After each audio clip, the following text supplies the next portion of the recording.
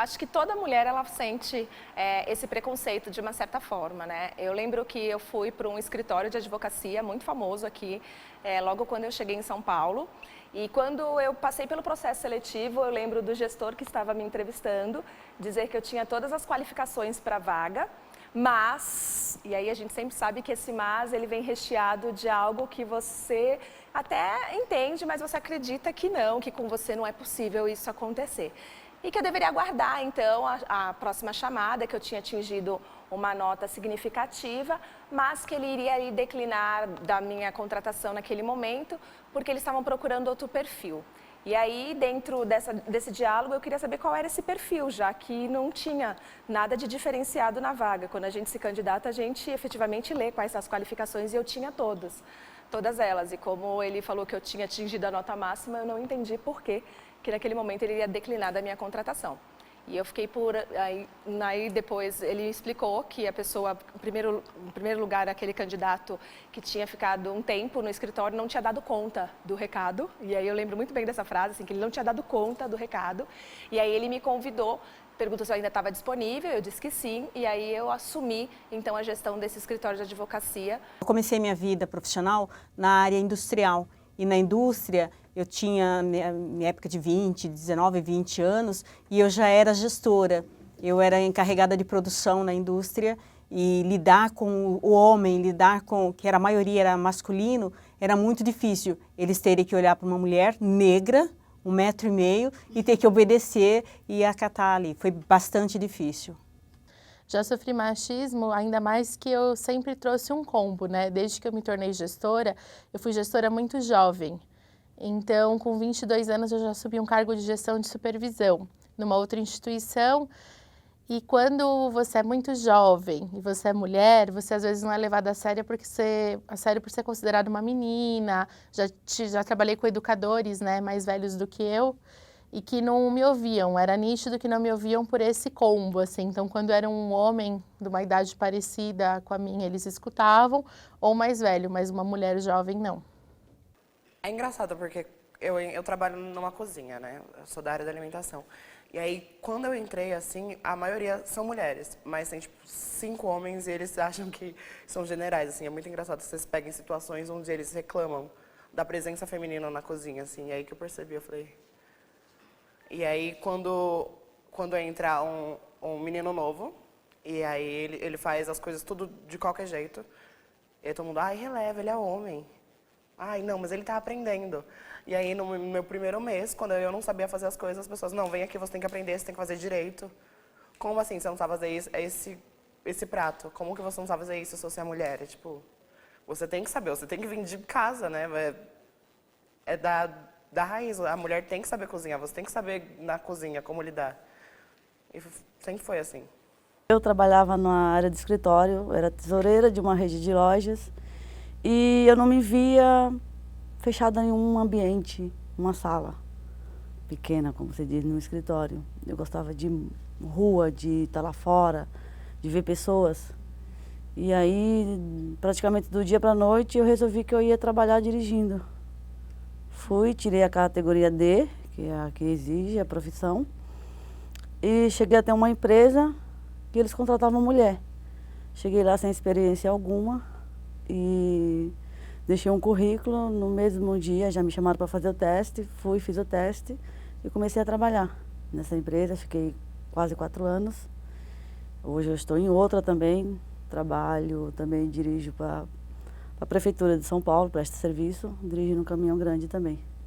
Então, além de eu mulher, eu sou negra, então 2 vezes eu espero, e a gente sabe disso, né? Apesar de a gente ter todo um movimento feminista, a gente tem que fazer um recorte de que se eu fosse homem e branco, eu teria aí uma inserção muito melhor do que sendo mulher negra. E se eu fosse homem negro, eu também acredito que eu teria tido mais oportunidade do que ser mulher negra.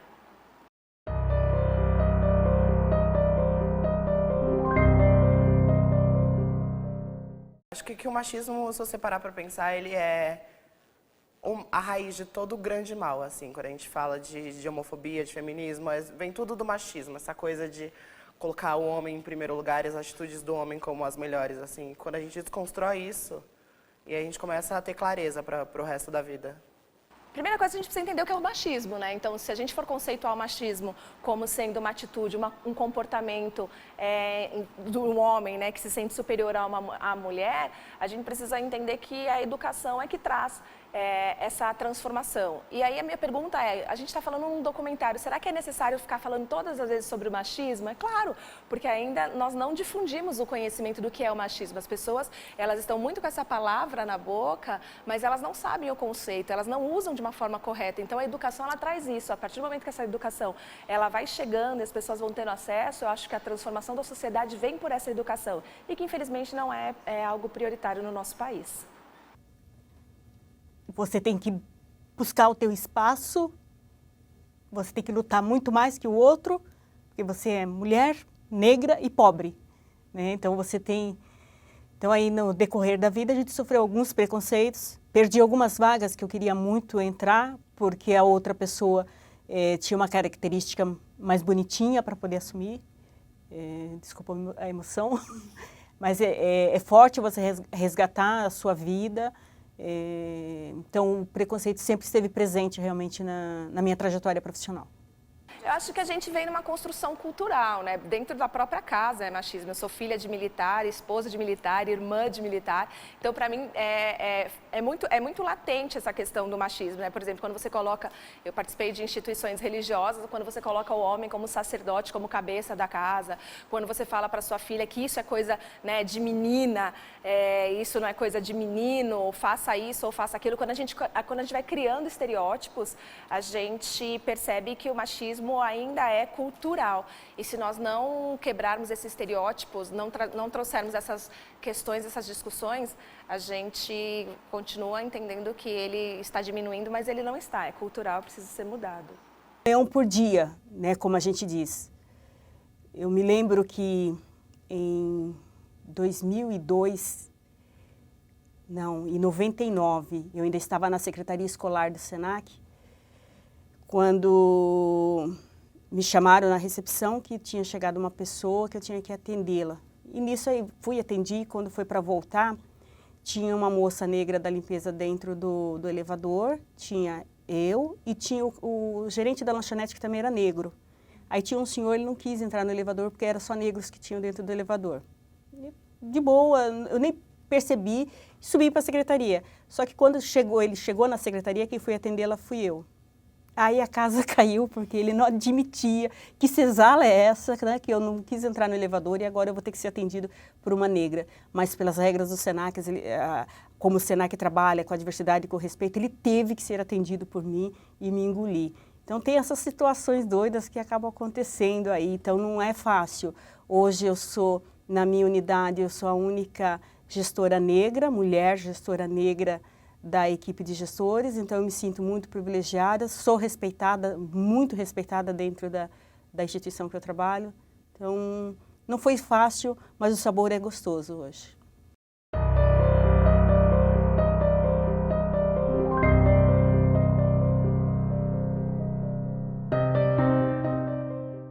Com relação a relacionamentos amorosos, eu percebo hoje que quando eu era adolescente eu estive em relacionamento abusivo, mas hoje com essa cabeça, né? Eu namorei um rapaz mais velho do que eu, enfim, que tinha muito ciúme, era possessivo, eu adequei várias coisas da minha vida, até que depois de algum tempo me deu um estalo de que aquilo não era bacana e que eu terminei esse relacionamento e depois ele me perseguia, me seguia por causa disso, e que hoje, né, construída como estou hoje, eu chamo de relacionamento abusivo e hoje eu não cairia mais nessa cilada, mas eu passei por isso. É porque quando você é trans, o negócio é muito engraçado, né? Se você namora com alguém, a pessoa merece um prêmio. Porque quem vai namorar uma travesti, uma transexual? Ninguém faz isso. E aí é tipo, meu, por como? E daí que ele te traiu? Quem que vai namorar uma travesti? Uma travesti preta? Sabe? É essa a situação. Então, é como se você tivesse que aguentar o mundo porque você tem essas condições e não é assim. Mas eu demorei muito tempo para aprender que, opa, não preciso aguentar isso e não vou. Mas agora também não, nem venham.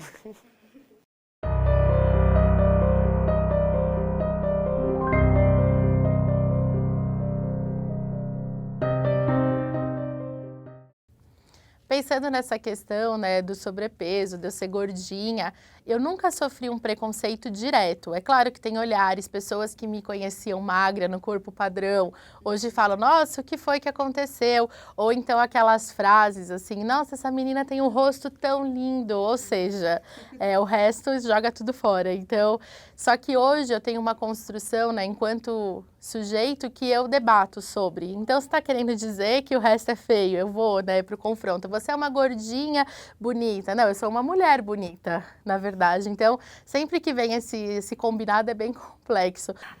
Eu acho que também foi muito recente a questão da aceitação, né, da identidade. Por muito tempo eu tive que ter um estereótipo de branca para ser aceita também nos meios do mercado de trabalho. Então, alisar o cabelo, eu fui muito questionada sobre essas questões, né? Eu sempre tive em espaços onde poucos negros acessaram e eu acho que isso é um privilégio. Mas eu não sou representante dessa massa, né? Eu entendo que isso foi oportunizado e por isso que quando eu ocupo espaços de fala, eu tenho que falar pelos meus que não chegaram ainda. E depois que eu assumi toda essa identidade, eu percebi que efetivamente o que me fez entrar foi ter me rotulado como branca, parecida como branca, alisando, e hoje eu posso deixar crespo, eu posso deixar enrolado, eu posso deixar do jeito que eu quiser, porque é o que eu quero fazer. Então, sofrer racismo eu sempre tinha que ter um estereótipo de advogada, e esse estereótipo sempre era um estereótipo de mulher branca e nunca assumi a identidade. Então, isso perdurou tanto na minha faculdade, na minha formação e no meu início de carreira profissional. Hoje, um escritório ou qualquer instituição, para me ter, ela vai ter o meu conhecimento e não a minha estética. Quem escolhe sou eu. Na minha transição, no feminismo a gente tem uma coisa que a gente fala sobre a estética não ser muita coisa. Só que para mim é muito importante, porque eu tinha síndrome do pânico, porque a minha aparência não me agradava e eu achava que se eu saísse na rua eu ia morrer, porque as pessoas iam me bater. E aí depois eu não era bonita o suficiente, não era feminina o suficiente. E aí quando eu consegui isso, eu descobri que não mudava nada. Você não ganha, o seu salário não aumenta porque você é bonita, você só deixa de apanhar na rua. E eu vi que isso era o mínimo. Sabe, que eu não deveria nunca correr esse risco. E aí hoje eu vejo o quanto eu lutei para conseguir o que eu tenho hoje, o quanto eu sozinha, o quanto nem mesmo minha família pôde me apoiar em momentos que eu queria. E aí o que eu tenho de consolo sou eu mesma. Eu vejo que a aparência que eu sempre quis ter eu tenho hoje e fui eu que conquistei. Foi com o meu esforço.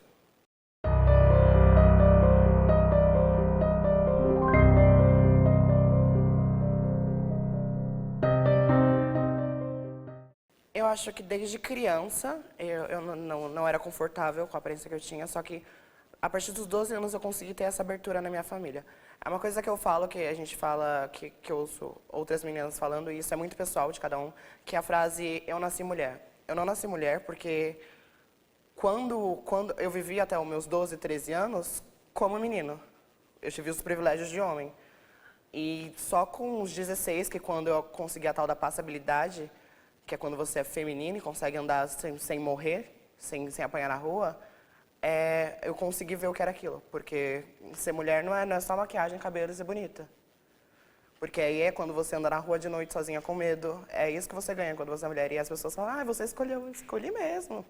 Escolhi correr o risco de ser estuprada, entrar no ônibus sozinha, comida até do motorista, sabe?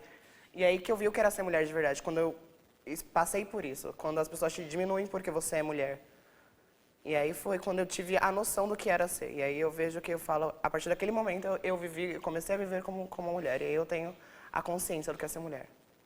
Vou te falar, viu? Um dia, acho que ela tinha na faixa de 12 anos, mais ou menos. Eu estava no shopping Tatuapé e vi aquelas adolescentes ali. Eu falo, nossa, essas meninas não sabem nem o que é direito. Ela olhou pra minha cara e falou, nossa mãe, você acha que eu não sei de você? Foi um susto. Ela sabia já. Ela já sabia, e eu que não sabia que ela sabia. Mas foi bem tranquilo. Ela na hora falou, eu te aceito, o que importa é você ser feliz. E tá tudo bem. Então, pra mim, isso foi maravilhoso.